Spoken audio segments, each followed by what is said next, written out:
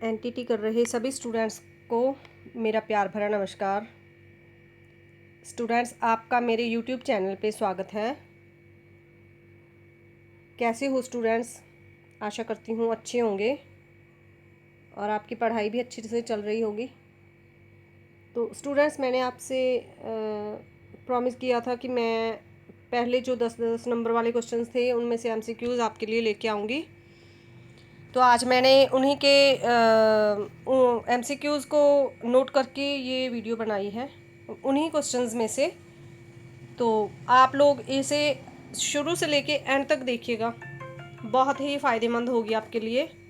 बहुत मेहनत की है मैंने इस वीडियो को बनाने के लिए। तो चलिए स्टूडेंट्स, हम शुरू करते हैं। हमारा पहला क्वेश्चन है, कौन सी सीमा आनुवंशिक होती है? उत्तर है बुद्धि की सीमा। स्टूडेंट्स, आनुवंशिक क्या होता है? आनुवंशिक होता है वंश से संबंधित, वंशिक होना। क्योंकि जो भी आज के समाज में जो भी इंसान है वो अपने वंश से संबंधित ही होता है। तो उसकी जो बुद्धि होती है, जो उसके जिस वंश में पैदा होता है उस वंश से रिलेटेड ही उसकी बुद्धि होती है। वैसे ही उसकी बुद्धि उसकी आयु के साथ साथ बढ़ती है और उनसे ही संबंधित होती है। तो इसके लिए हमारा आंसर है बुद्धि की सीमा। तो चलिए दूसरा क्वेश्चन है, शिशु संकल्पनाएं कैसे समझती हैं? शिशु कैसे कल्पनाएं करती हैं स्टूडेंट्स? कैसे संकल्पनाएं समझती हैं वो? तो हमारा आंसर है लोगों के साथ परस्पर क्रिया के द्वारा। जो शिशु होते हैं जैसे जैसे बड़े होते हैं, लोगों के संपर्क में आते हैं, तो क्रियाएं होती हैं, वैसे वैसे उनकी संकल्पनाएं जो हैं वो समझने लगते हैं। तो तीसरा क्वेश्चन है स्टूडेंट्स, शिशु को प्रेरणा और अनुभव कौन प्रदान करता है? प्रेरणा कौन हमारी प्रेरणा कौन होता है स्टूडेंट्स? जो हमारा पालन करता है, जिसके छत्र छाया में रह के हमारा पालन पोषण होता है, जिसके आंगन में हम खेलते हैं, बड़े होते हैं, और जो हमारा ख्याल रखता है, हमारा पालन करता है, वो ही हमें अनुभव भी करवाता है। हर बात का अनुभव, हर बात की समझ देता है। तो यहाँ पे हमारा आंसर आएगा पालन करता। चौथा क्वेश्चन है, प्रेम पूर्वक, प्रिय पोषक और प्रशंसापूर्ण व्यवहार करने वाले वयस्कों के साथ बच्चे कैसे संबंध स्थापित करते हैं? तो यहाँ पे उत्तर है संवेगात्मक संबंध। तो स्टूडेंट, संवेगना क्या होता है? संवेगना होता है स्टूडेंट्स फीलिंग। किसी के लिए अपने अंदर फीलिंग महसूस करना, किसी के लिए कुछ भी महसूस करना, इसका आंसर है फीलिंग। संवेगात्मक संबंध स्थापित होते हैं। बच्चा जैसे जैसे बड़ा होता है, जिसके संपर्क में आता है, जो भी उसे प्रेम पूर्वक बुलाता है, जो इंसान भी बच्चे के साथ प्रेम करता है, लाड प्यार से उसे बुलाता है, तो उनके आपस में क्या होता है, बच्चा उसके लिए फील करता है। तो उनके आपस में क्या संबंध होते हैं? संवेगात्मक संबंध स्थापित होते हैं। तो ये होती है संवेगना। तो चलिए पांचवा क्वेश्चन है, एक ही खिलौने से मिलकर खेलने से बच्चों में कौन सी क्रिया उत्पन्न होती है? स्टूडेंट्स, यहाँ पे मैं क्रिया लिखना भूल गई, यहाँ पे क्रिया है। कौन सी क्रिया उत्पन्न होती है? तो यहाँ पे हमारा आंसर है अंत क्रिया। ये बात आप लोगों को समझ में आ ही जाएगी, इसके लिए एक्सप्लेन करना ज़रूरी नहीं है। अंत क्रिया उत्पन्न होती है। छठा क्वेश्चन है स्टूडेंट्स, परोपकारिता का गुण विकसित करने से क्या तात्पर्य है? क्या समझते हैं आप? परोपकारिता का गुण क्या होता है? इसका अर्थ है कि बिना किसी निजी लाभ से किसी दूसरे के साथ चीज़ें, समय या सामान बांटना परोपकारिता होता है। परोपकारिता मतलब किसी के साथ किसी पे उपकार करना, या किसी के साथ मिल बांट कर खाना, किसी के साथ मिलकर बैठना, अपनी चीज़ें शेयर करना। तो इससे हम क्या समझते हैं? परोपकारिता होता है। इसका अर्थ है कि बिना किसी निजी लाभ से किसी दूसरे के साथ चीज़ें, समय या सामान बांटना या उन्हें दे देना। तो सातवां क्वेश्चन है, परोपकारिता के विकास से क्या तात्पर्य है? परोपकारिता का विकास होता क्या होता है वो? उत्तर है, इसका अर्थ है समानुभूति का विकास, जिसे एम्पैथी भी कहते हैं। तो हमारा आठवां क्वेश्चन है स्टूडेंट, समानुभूति का अर्थ स्पष्ट कीजिए। समानुभूति क्या होता है? समानुभूति से तात्पर्य है कि दूसरे व्यक्ति की भावनाओं को समय महसूस कर पाना और दूसरों की भावनाओं को समझ पाना समानुभूति कहलाता है।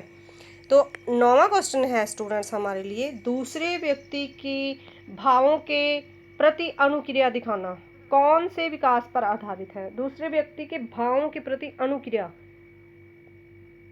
किसी के भावों को समझते हैं हम, उसमें इंटरेस्ट देते हैं, तो कौन सी क्रिया होती है, किस विकास पर आधारित है? तो उत्तर है स्टूडेंट्स संज्ञानात्मक विकास। संज्ञानात्मक विकास क्या होता है स्टूडेंट्स? संज्ञानात्मक विकास होता है किसी के भावों को समझना, अनुक्रिया मतलब इंटरेस्ट दिखाना, किसी के भावों के प्रति उत्तेजित होना। तो इसका उत्तर है स्टूडेंट्स संज्ञानात्मक विकास होता है यहाँ पर। 10वां क्वेश्चन है सांत्वना का अर्थ स्पष्ट कीजिए। स्टूडेंट्स आपने मेरी पहली वीडियोस देखी होंगी, उनमें भी मैंने सांत्वना का अर्थ स्पष्ट किया है, आपको बताया है। तो चलिए यहाँ पे दोबारा से सांत्वना का अर्थ स्पष्ट कर लेते हैं हम। इसका क्या अर्थ है? सांत्वना से तात्पर्य है कि किसी का धैर्य, किसी को धैर्य बंधाना, हौसला या दिलासा देना, क्या कहते हैं इसे? सांत्वना कहते हैं।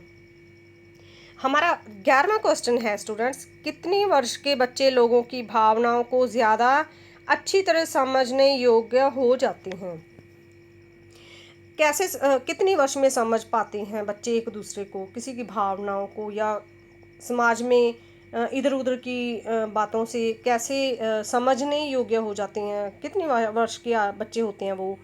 3 वर्ष तक की आयु वाले बच्चे एक दूसरे को समझने वाले हो जाते हैं। तो इसीलिए प्री प्राइमरी जो स्कूल होते हैं वहाँ पे 3 साल के बच्चों को दाखिल करवा दिया जाता है स्टूडेंट्स, क्योंकि वो समझने लगते हैं। वहाँ से उनकी जो सीख है, परिपक्वता है, शुरू होती है। इसीलिए 3 वर्ष का बच्चा स्कूल में डाल दिया जाता है। तो 12वां क्वेश्चन है स्टूडेंट्स सकारात्मक सामाजिक अंतक्रियाओं के अलावा बच्चों में और कौन कौन सी क्रियाएं विकसित होती हैं? उत्तर है स्टूडेंट्स नकारात्मक अंतक्रियाएं और आक्रामकता की भावनाएं। सकारात्मक सामाजिक अंतक्रियाओं के अलावा बच्चों में कौन कौन सी क्रियाएं विकसित होती हैं? इनके अलावा भी क्रियाएं हैं, बहुत सी क्रियाएं होती हैं। तो यहाँ पे हमारा आंसर है नकारात्मक। यहाँ पे सकारात्मक पॉजिटिव थॉटनेस जो होती है, वहाँ पे नेगेटिव भी होती है। तो चलिए यहाँ पे हमारा आंसर है नकारात्मक अंतक्रियाएं और आक्रामकता की भावनाएं। 13वां क्वेश्चन है स्टूडेंट्स पालनकर्ता को बच्चों में कठिनाई कहाँ पर महसूस होती है? कहाँ पे जो पालनकर्ता है वो मुश्किल महसूस करने लगता है बच्चों को संभालने में, या बच्चों के लिए कहाँ पर उन्हें चिंता होने लगती है? उत्तर है स्टूडेंट्स बच्चों में भय, क्रोध और आक्रामकता की भावनाओं से। जब बच्चे किसी चीज़ से डरने लगते हैं, वो किसी चीज़ से गुस्सा करने लगते हैं, तो आक्रामकता मतलब नेगेटिव एनर्जी उनमें आने लगती है। तो वहाँ पे जो पालन करता है वो उसे कठिनाई महसूस होने लगती है। वहाँ पे बच्चों को संभालना, उन्हें समझाना, उनके तौर तरीके में उन्हें परिपक्व करना, वहाँ पे उन्हें पालनकर्ता को कठिनाई महसूस होने लगती है। बहुत सारी बातों का ध्यान रखना पड़ता है उन्हें इन बातों पे। तो 14वां क्वेश्चन है कौन सी चीज़ें बच्चों को ज़्यादा भयभीत करती हैं? कौन सी चीज़ें डराती हैं बच्चों को स्टूडेंट्स? तो इसका आंसर है बादलों का गरजना, बिजली का चमकना और अंधेरा। इन बातों से बच्चे ज़्यादा डरते हैं। 15वां क्वेश्चन है बालक का डर दूर कैसे किया जा सकता है? स्पष्टीकरण और तर्क की मदद से। बालक का जो डर है कैसे दूर कर सकते हैं हम? उनको स्पष्टीकरण देकर और उनको तर्क देकर, मतलब जिस बात से बच्चा डर रहा है उसको स्पष्ट जरूर करना चाहिए, नहीं तो वहीं पे छोड़ दिया जाए तो जैसे जैसे वो बड़ा होगा वो डर उसके साथ ही चला जाएगा। उसको स्पष्ट करना, उस डर से निकालना बच्चों को ज़रूरी होता है। तर्क की मदद से मतलब उन्हें समझाकर, उन्हें उसके उन बातों से एक्सप्लेन कर कर, उनकी असलियत बताकर उन्हें उस डर से निकाला जा सकता है, और ये ज़रूरी भी है। 16वां क्वेश्चन है स्टूडेंट्स बालक के भय के प्रति हमें कैसा बर्ताव करना चाहिए? भय जो डर है उसके प्रति कैसे हमें उसके साथ पेश आना चाहिए? संवेदनशील बर्ताव करके स्टूडेंट्स। भय के प्रति ये नहीं है कि हम उसे डांटें, उसे मारें, उसे पीटें कि तू इससे क्यों डरता है। तो वहाँ पे तो नेगेटिव बिहेव से तो बच्चे और भी जो कहते हैं कि उसकी हालत और भी ख़राब हो जाएगी।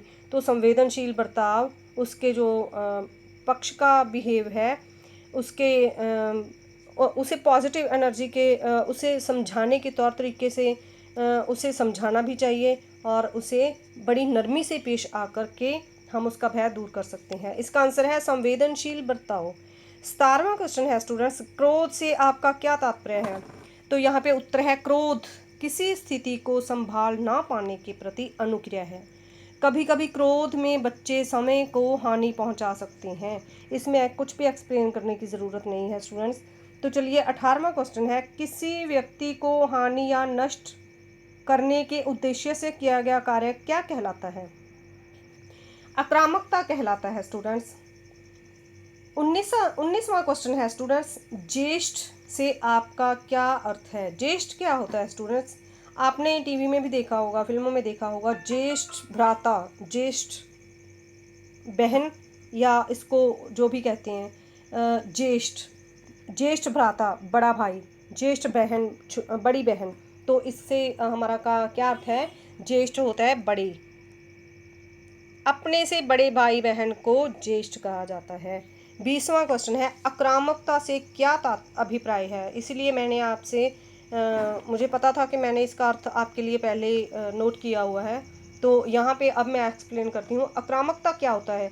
आक्रामकता स्टूडेंट्स आसपास के लोगों से सीखा हुआ व्यवहार होता है और इसको बच्चे अपने परिवार की अंतक्रियाओं पर निर्भर रहकर प्रदर्शित करते हैं। जो भी बच्चे सीखते हैं वो अपने परिवार में जाके वो उन बातों को करते हैं, और इन बातों को स्टूडेंट्स बच्चों का पता लगता है कि बच्चे बाहर से क्या सीख के आते हैं, तो माँ बाप को उसके प्रति सुचेत भी होना पड़ता है। तो वो आसपास के लोगों से सीखा हुआ जो व्यवहार होता है वो क्या होता है? आक्रामकता। आक्रामकता आसपास के लोगों से सीखा हुआ व्यवहार होता है और इसको बच्चे अपने परिवार की अंतक्रियाओं पर निर्भर रहकर प्रदर्शित करते हैं। 21वां क्वेश्चन है स्टूडेंट्स, भावावेग का अर्थ स्पष्ट कीजिए। क्या होता है भावावेग? तो यहाँ पे हमारा आंसर है स्टूडेंट्स, भावावेग से अभिप्राय भावों की प्रबलता और भावुकता से होता है। भावुक होना, भावावेग क्या है? भावों की प्रबलता और भावुकता, भावुक होना भावावेग कहलाता है किसी भी बात पे। तो यहाँ पे 22वां क्वेश्चन है, कुंठित शब्द को स्पष्ट कीजिए। कुंठित क्या होता है स्टूडेंट्स?